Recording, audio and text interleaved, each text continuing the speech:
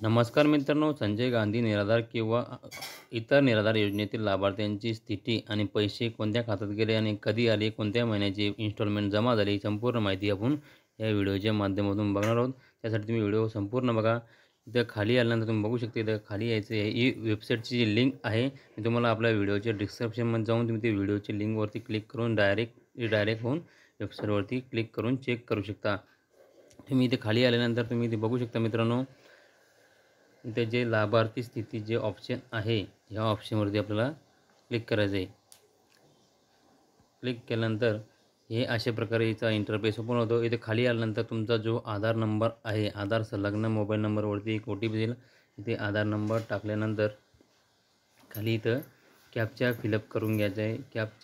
Captcha fill up केल्यानंतर gate mobile OTP या ऑप्शनवरती click करायचं आहे.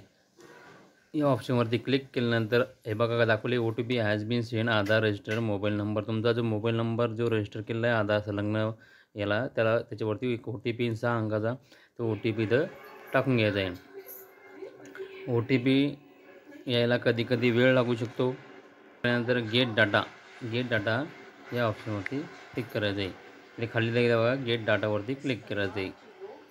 गेट डाटावरती क्लिक केल्यानंतर आपल्याला इथं OTP व्हेरीफाय सक्सेसफुली अशा प्रकारे एक मेसेज दिसेल. त्याच्यावरती ओके म्हणून क्लिक करायचं आहे. ओके म्हणून क्लिक केल्यानंतर ही वेबसाईट कधी मित्रांनो स्लो चालते, कधी फास्ट चालते. अशा प्रकारे मित्रांनो तुम्ही बघू शकता.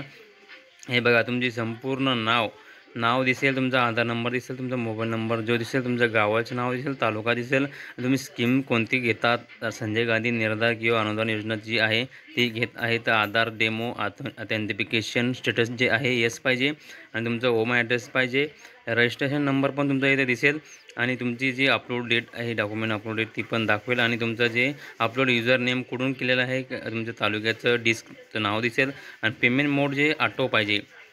आणि तुमचा जर इन्स्टॉलमेंट बाकी असेल कोणत्या महिन्याचा, कधी जमा झाला, तारीख वेळ जाणून घेण्यासाठी इथं खाली दिलेलं बघा फायनान्शियल इयर. इथं फायनान्शियल इयर या ऑप्शनवरती आपल्याला क्लिक करून घ्यायचं आहे. याच्यावरती क्लिक केल्यानंतर आपल्याला 2025, 24 आणि 25चे बघूयात. सर्च करायचं आहे.